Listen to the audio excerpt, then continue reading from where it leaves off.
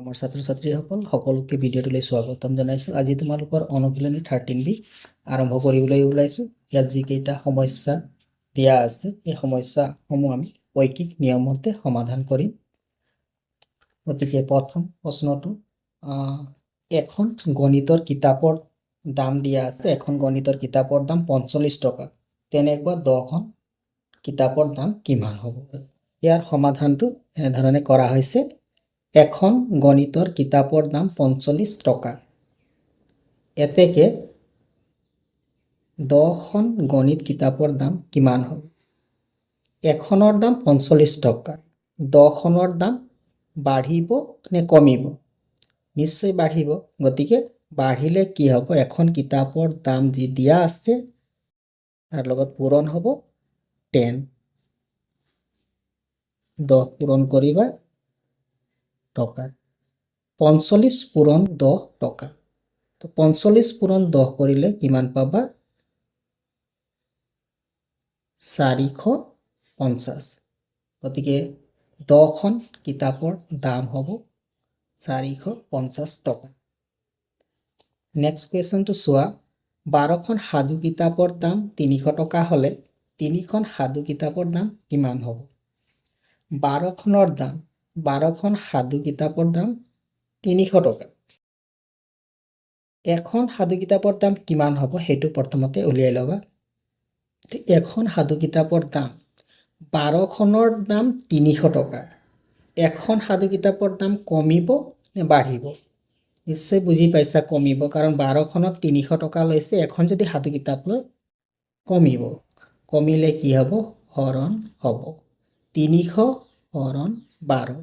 300 হৰণ 12। এতিয়া প্ৰশ্নটোত চোৱা কিমান কৈছে। 3খন সাধু কিতাপৰ দাম কিমান হ'ব? 3খন। এখনৰ দাম ওলোৱা হ'ল 300/12। যিহেতু দাম কমিব সেইকাৰণে হৰণ হৈছে 12। এতিয়া 3খনৰ দাম, 3খন সাধু কিতাপৰ দাম। এখনৰ দাম 300/12। 3খনৰ দাম এতিয়া 3খনৰ কাৰণে বাঢ়িব নে কমিব? এখনৰ কাৰণে দাম কমিলে সেইকাৰণে হৰণ হ'ল। এখনৰ পাছত আহিলে 3খন। 3খনৰ কাৰণে বাঢ়িব। এখনৰ কাৰণে যিটো দাম আছে 3খনৰ কাৰণে বাঢ়িব। গতিকে 3টো কি হ'ব? পূৰণ হ'ব। তোমালোকে মনত ৰাখিবা, যদি কমিলে হৰণ হয় আৰু যদি বাঢ়ে তেতিয়াহ'লে পূৰণ হ'ব। এখন কিতাপৰ দাম হৈছে 300/12। 3খনৰ কাৰণে বাঢ়িব, গতিকে 3 পূৰণ হ'ব। 3 পূৰণ হ'ব। ওপৰতো দিব পাৰা পূৰণ হোৱা সংখ্যাটো এনেকৈ 300 × 3/12। 3ৰে কটাকটি কৰিলে 3ৰে কটাকটি কৰিলে এবাৰ, 12ক 3ৰে কাটিলে 3 4 × 12। এতিয়া চোৱা 300টো 4ৰে ডিভাইড হয়। 300টো 4ৰে ডিভাইড কৰিলে কিমান বাৰ যায়? তোমালোকে 300 আছে ওপৰত 4ৰে, 4 7 × 28, 4 5 × 20। 4ৰে ডিভাইড কৰিলে কিমান টাইমছ গ'ল? 75 টাইমছ। গতিকে কাটাকটি কৰাৰ পাছত কিমান পালা? 75 টকা। এতেকে 3খন কিতাপৰ দাম হ'ব 75 টকা। Question number 3। 1 ডজন কণীৰ দাম 60 টকা হ'লে 1.5 ডজন কণীৰ দাম কিমান হ'ব? 1 ডজনত 12টা কণী থাকে। 1.5 ডজন বুলি ক'লে কেইটা কণী হ'ব? 18টা কণী। 1 আধা অৰ্থাৎ 12 আৰু 6 অৰ্থাৎ 18টা কণী।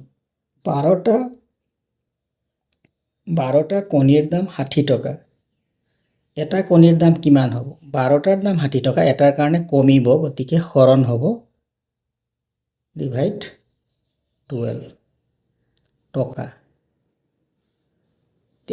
18টা কণীৰ দাম ওলাব লাগিব। 18টা 18। 18টা কণীৰ দাম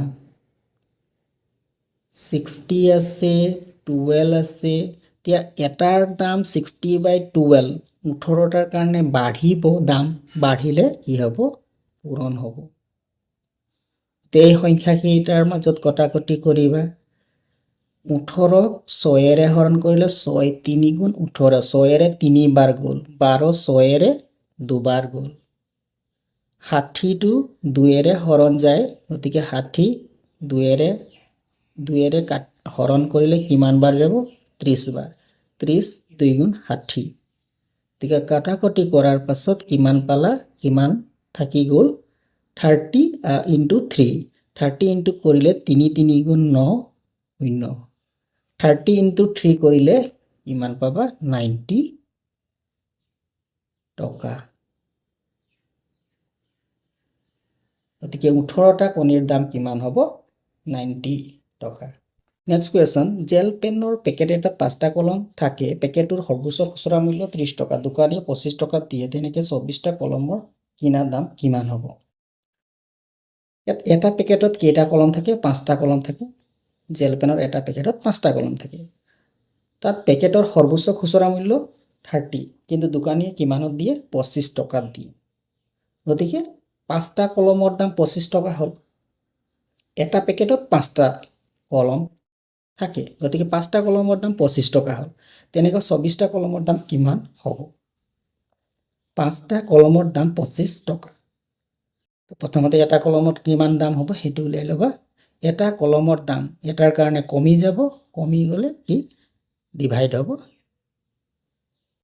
এতিয়া কিমানটা কলমৰ দাম উলিয়াব লাগিব 24টা 24টা কলমৰ দাম এটাৰ কাৰণে কমি গ'ল 24টাৰ কাৰণে বাঢ়ি যাব 25/5 into 24 তো কটাকটি কৰিলে কিমান হ'ব চোৱা 5 গুণ 25 কটাকটি গ'ল ইয়াত পূৰণ হ'ব কি আছে 5 into 24 তো 5 4 গুণ 20 হয় না হাতে গ'ল 2 5 2 গুণ 10 11 12 120 টকা 24টা কলমৰ দাম কিমান হ'ব 120 টকা নেক্সট কুৱেশ্যন 600 জন মানুহে এটা কাম 40 দিনত কৰিব পাৰে 400 জন মানুহে সেই কামটো কিমান দিনত কৰিব পাৰিব 600 জনে এটা কাম শেষ কৰিব পাৰে 40 দিনত এতিয়া মানুহ কমি কিমান হ'ল 400 জনে কিমান দিনত শেষ কৰিব পাৰিব নিশ্চয় দিন বেছি লাগিব 40তকৈ তো ইয়াৰ সমাধানটো এনেধৰণে কৰা হৈছে 600 জন মানুহে এটা কাম কৰিব পাৰে 40 দিনত কামটো সম্পূৰ্ণ কৰে 40 দিনত 600 জন মানুহে সেই কামটো যদি এজন মানুহে কৰিব লগা হয় তো দিন কম লাগিব নে বেছি লাগিব নিশ্চয় এজনে কৰিব হলে দিন বেছি লাগিব গতিকে দিন বেছি লগাটোত কি কৰিব লাগিব বেছি লাগিব গতিকে পূৰণ কৰিবা 40 পূৰণ কি হ'ব 600 দিনত মান দিন লাগিব অৰ্থাৎ 6 4 গুণ 24 24000 দিন লাগিব এজনে যদি সেই কামটো শেষ কৰিব বিচাৰে এতেকে কিমানজন মানুহৰ 400 জন মানুহে কিমান দিনত কামটো শেষ কৰিব পাৰিব 400 জন মানুহে এটা কাম কৰিব পাৰে তে 400 জন এজনৰ কাৰণে বেছি দিন লাগিলে তে মানুহ বাঢ়িলে দিন কমিব তে মানুহ বাঢ়িলে এজনক বেছি দিন লাগিলে 400 জনক কম দিন লাগিব গতিকে হৰণ হ'ব 40 পূৰণ 600 400 জন মানুহ দিন কম লাগিব গতিকে হৰণ 0 0 0 0 40ক 4ৰে 10 4 গুণ 40 তো কিমান পোৱা গ'ল ওপৰত 10 পূৰণ 6 অৰ্থাৎ 400 জন মানুহে কামটো সম্পূৰ্ণ কৰিবলৈ কিমান দিন লাগিব 60 দিনত কামটো সম্পূৰ্ণ কৰিব পাৰিব